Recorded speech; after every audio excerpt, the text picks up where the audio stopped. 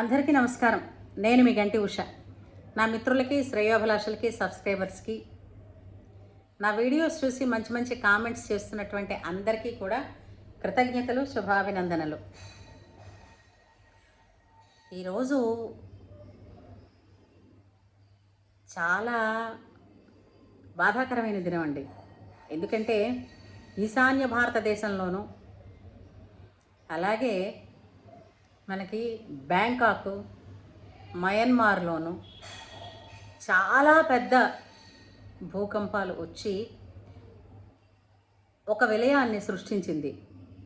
ఇప్పటికీ కూడా అక్కడ ఎంతమంది ఆ శిథిలాల కింద చిక్కుకుపోయారో, కొంతమందిని తీశారు, ఇంకా కొంతమంది ఎక్కడా కనపడలేదు. ఆస్తి నష్టం జరిగింది, ప్రాణ నష్టం జరిగింది. ప్రజలందరూ కూడా భయభ్రాంతులకు లోనైపోయారు. అంతేకాకుండా ప్రభుత్వ ఆస్తులు కూడా నష్టపోయాయి. అందరి మనసుల్లోనూ, ప్రపంచం అందరూ కూడా ఒక్కసారి దిగ్భ్రాంతి చెందినటువంటి రోజు. చాలా తీవ్ర స్థాయిలో అతి దగ్గర సమయంలో 3 సార్లు వచ్చినటువంటి ఈ ప్రకంపనలు ఎంతో పెద్ద విలయాన్ని సృష్టించాయి. అవి అంటే బ్యాంకాక్ అలాంటివన్నీ కూడా మనకి టూరిజం ఉండే ప్లేసులు కదండి. అవి ఎవరెవరి మనుషులు వెళ్ళారో అక్కడ చూడడానికి, విజిటింగ్కి, టూరిస్టులుగా వాళ్ళందరూ సేఫ్గా ఉండాలని కోరుకుంటున్నాను. ఇప్పటికే ఆ స్థానిక ప్రజల గుండెల్లో తీరని బాధ, భయం, బెదురు గూడు కట్టుకుని ఉన్నాయి. అంతేకాక వాళ్ళు ఎవరో కూడా వాళ్ళు తెలుసుకున్నారో లేదో అన్న పరిస్థితి కూడా ఉంది. ఎవరెవరి వాళ్ళు ఏమండి, కరెంటు పోతే ఒక్కసారిగా మనకి మామూలుగా ఇంట్లో కరెంటు పోయేసరికల్లా మన వాళ్ళు ఎవరు అయిన వాళ్ళ దగ్గర లేకపోతే కొంచెం బెంగెట్టుకుంటాం.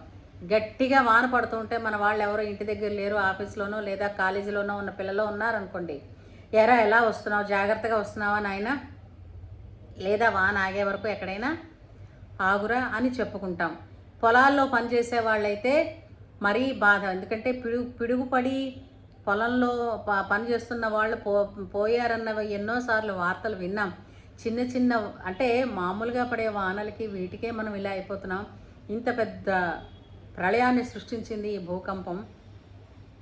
అక్కడ ప్రజలందరూ ఎంత బెదిరిపోయి ఉన్నారో కదా.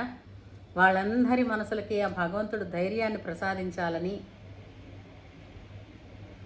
తొందరగా వాళ్ళు ఈ విలయం నుంచి కోలుకుని మళ్ళీ సుభిక్షంగా ఉండాలని, ప్రాణ నష్టం జరిగిన వాళ్ళకి మన మాటలు కేవలం ఓదార్పునివ్వగలిగితే అంతే చాలు. అంతే తప్ప వాళ్ళకి జరిగిన నష్టాన్ని అయితే మనం భర్తీ చేయలేం. కాబట్టి ఐ రిక్వెస్ట్ మనందరం కూడా మనస్ఫూర్తిగా వాళ్ళందరికీ కూడా ఆర్థికంగా, మానసికంగా కూడా మంచి జరగాలని శ్రీరామచంద్ర ప్రభువుని మనస్ఫూర్తిగా వేడుకుంటే ఈ పరిస్థితి నుంచి వాళ్ళు ఒడ్డెక్కి తిరిగి దైనందిన జీవితానికి ఎంత త్వరగా అలవాటు పడి వాళ్ళ జీవిత గమనాన్ని కొనసాగించడానికి కావలసినటువంటి సహాయ సహకారాలు అన్ని వైపుల నుంచి వాళ్ళకి అందాలని భగవంతుడిని మనస్ఫూర్తిగా కోరుకుంటున్నాను. అలాగే నా తోటి వారందరినీ కూడా ప్రార్థన చేయండి. వాళ్ళందరి కోసం, వాళ్ళ మనస్సుల్లో ధైర్యం కలగడం కోసం, ప్రాణ నష్టం జరిగిన వాళ్ళకి మనం ఇవ్వగలిగేది ఓదార్పు ఒక్కటే, సంయమనం పాటించమని చెప్పడం ఒక్కటే చేయగలం. వాళ్ళందరికీ కూడా మానసికంగా భరోసా ఇవ్వడానికి మనందరం ఉన్నామని వాళ్ళకి తెలియజేయడం కోసం నేను ఈ వీడియో చేస్తున్నాను. ప్రతి ఒక్కళ్ళు స్పందించి వాళ్ళ మంచి కోసం, వాళ్ళు తొందరగా కోలుకోవడం కోసం మనం ప్రార్థన చేద్దాం. ప్రార్థన చేసిన వాళ్ళందరూ లైక్ చేయండి, షేర్ చేయండి. అందరూ ప్రార్థన చేద్దాం వాళ్ళ కోసం. జై శ్రీరామ్.